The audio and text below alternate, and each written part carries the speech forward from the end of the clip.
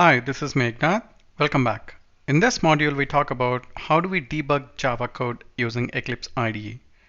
So what is the meaning of debugging the code is, now when you have some 10 lines of code, you want to understand how the code flow happens, and you need to understand step by step how computer executes your code. Then you need to debug the code and understand. So now debugging helps in understanding complex code written by someone else, and you need to see how the code flow happens so you can use debugging. Now let's see in Eclipse IDE how it actually works. Just open Eclipse IDE and the code that we created in lecture 14, lesson 14. So this is the code that we have written. Now for understanding purpose, what I'll do is I'll just write here int I is equal to, or int input is equal to 5.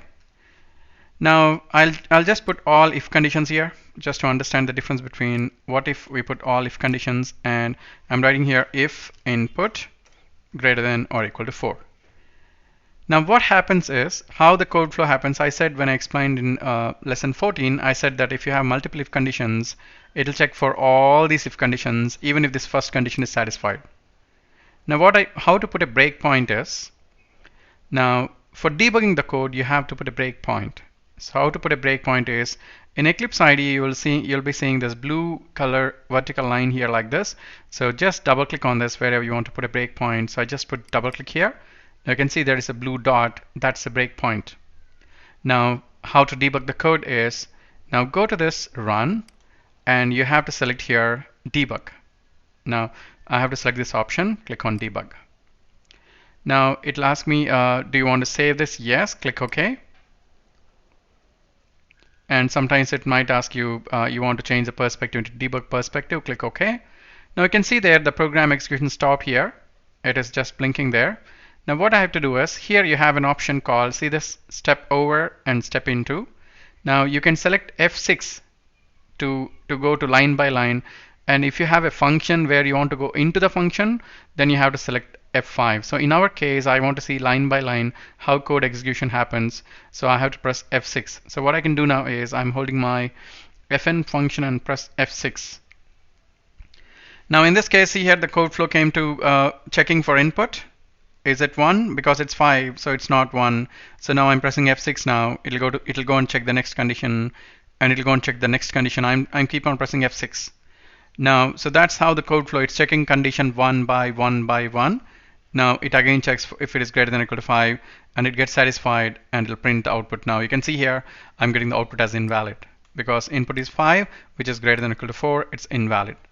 Now what if I assign 2 in this case? Now if I put 2 here now, and now let's save it, and now let's try to debug it now. So before that, I just need to stop the debugging now. How to stop the debugging is, there is a red square here, terminate, stop the debugging.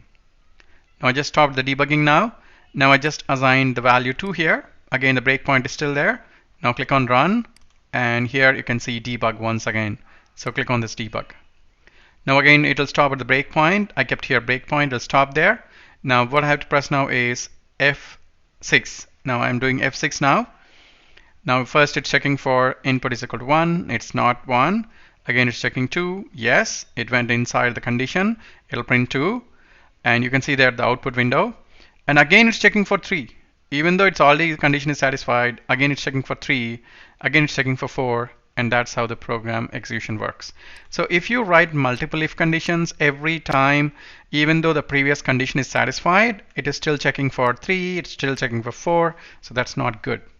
Now if I write here else if, now I'm writing here else if, now I'm writing here else if, now the last one I'm going to put here else. Now let's see what happens. The breakpoint is still there.